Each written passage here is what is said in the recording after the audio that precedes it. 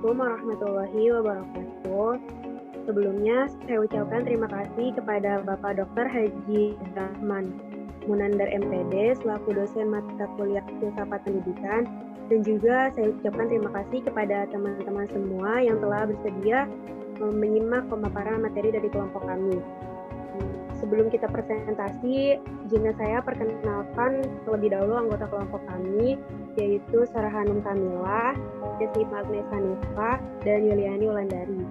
Untuk presentasi yang pertama, saya persilahkan kepada Yasmita. Baik, terima kasih. Saya akan menjelaskan tentang pengertian filsafat dan filsafat manusia. Yang pertama, filsafat. Filsafat merupakan cabang ilmu pengetahuan yang selalu menggunakan pikiran mendalam, luas, radikal, dan berpegang pada kebijaksanaan dalam melihat suatu problem. Selanjutnya, filsafat manusia. Filsafat manusia atau antropologi filsafat merupakan bagian integral dari sistem filsafat yang secara spesifik menyoroti hakikat atau esensi manusia. Selanjutnya ada pandangan filsafat tentang manusia. Yang pertama materialisme, yang kedua idealisme, dan yang terakhir dualisme. Yang pertama adalah materialisme. Pandangan materialisme tentang manusia. Pengertiannya, materialisme adalah paham filsafat yang meyakini bahwa esensi kenyataan, termasuk esensi manusia, bersifat materialisme atau fisik. Tokoh-tokoh dari pandangan materialisme adalah Demokritos, Ludwig Fabridge, Thomas Hobbes, Isaac Newton, Karl Marx, Charles Darwin, dan Sigmund Freud. Terima kasih, saya kembalikan kepada moderator.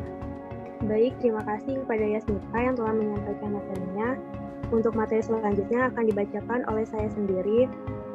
Pandangan idealisme tentang manusia. Menurut aliran ini, kenyataan sejati adalah bersifat spiritual. Oleh sebab itu, aliran ini sering juga disebut spiritualisme. Jadi, idealisme itu menyatakan bahwa roh absolut atau Tuhan itu bebas dan tidak berhingga. Tetapi manusia sebagai bagian dari perwujudan dari roh absolut itu tidak bebas dan berhingga. Baik kedudukan maupun tingkah lakunya itu sudah diatur sebelumnya oleh roh absolut. Dan tokoh-tokoh penganut idealisme yaitu Plato, Georg Wilhelm, Friedrich Hegel, Immanuel Kant, David Hume, Al-Ghazali, Johann Gottlieb Fichte, Friedrich Wilhelm, dan Joseph von Stalin. Selanjutnya, pandangan dualisme tentang manusia. Menurut aliran dualisme, kenyataan sejati pada dasarnya adalah baik bersifat fisik maupun spiritual. Tokoh-tokoh penganut dualisme yaitu Thomas Hobbes, René Descartes, Leibniz, Immanuel Kant, dan Plato. Terima kasih kepada moderator. Di sini saya akan menjelaskan hubungan antara filsafat dengan matematika. Dalam lintasan sejarah, kedua saudari kembar filsafat dan matematika tumbuh bersama filsuf yang juga ahli matematika, yaitu Pythagoras pada tahun 572 sampai 497 sebelum Masehi. Filsafat dan matematika memiliki hubungan yang erat, antara lain, yang pertama, filsafat dan geometri. Geometri adalah suatu cabang matematika. Yang kedua, matematika tidak pernah lahir dari filsafat. Yang ketiga, adanya hubungan timbal balik dan saling pengaruh antara filsafat dan matematika, dipacu pula oleh filsuf Zeno dari Elea. Yang keempat, filsafat mendorong perkembangan matematika, dan sebaliknya matematika juga memacu pertumbuhan filsafat. Saya kembalikan ke moderator. Baik, jadi kesimpulannya adalah filsafat manusia merupakan bagian integral dari sistem filsafat yang secara spesifik menyoroti hakikat atau esensi manusia. Terdapat 3 pandangan, yaitu materialisme yang bersifat fisik, idealisme yang bersifat spiritual, dan dualisme yang bersifat fisik maupun spiritual. Sejak permulaan sampai sekarang, filsafat dan matematika terus-menerus saling mempengaruhi. Filsafat mendorong perkembangan matematika dan sebaliknya, matematika juga memacu pertumbuhan filsafat. Ya, sekian dari kelompok kami, kurang lebihnya mohon maaf. Assalamualaikum warahmatullahi wabarakatuh.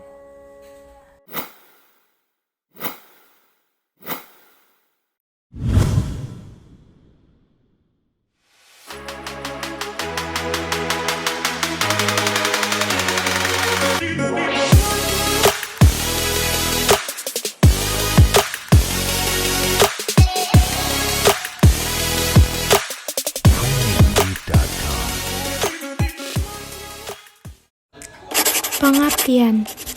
Filsafat merupakan cabang ilmu pengetahuan yang selalu menggunakan pemikiran mendalam, luas, radikal, dan berpegang pada kebijaksanaan dalam melihat suatu problem. Filsafat manusia atau antropologi filsafat merupakan bagian integral dari sistem filsafat yang secara spesifik menyoroti hakikat atau esensi manusia. Pandangan filsafat tentang manusia, materialisme, idealisme, dualisme. Pandangan materialisme tentang manusia. Materialisme adalah paham filsafat yang meyakini bahwa esensi kenyataan, termasuk esensi manusia, bersifat materialistis atau fisik. Manusia merupakan makhluk yang deterministik, tidak memiliki kebebasan. Manusia berperilaku karena ada suatu sebab yang mendahuluinya atau stimulus yang menuntut untuk diberikan respons atau reaksi.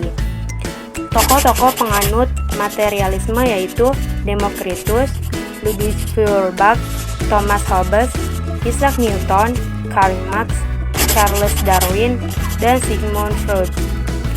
Kelebihan filsafat materialisme yaitu: pertama, materialisme menjunjung sikap legalitas di mana untuk menjunjung suatu kepastian sehingga tidak tercipta kesewenang-wenangan.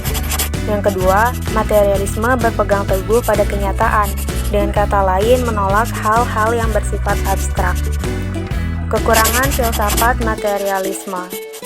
Aliran ini meyakini bahwa doktrin alam semesta yang digambarkan di sains merupakan materialisme sederhana, tidak meyakini realitas tertinggi atau mutlak. Selanjutnya, pandangan idealisme tentang manusia. Menurut aliran ini, kenyataan sejati adalah bersifat spiritual. Oleh sebab itu, aliran ini sering juga disebut spiritualisme. Idealisme menyatakan bahwa Roh absolut atau Tuhan adalah bebas dan tidak berhingga.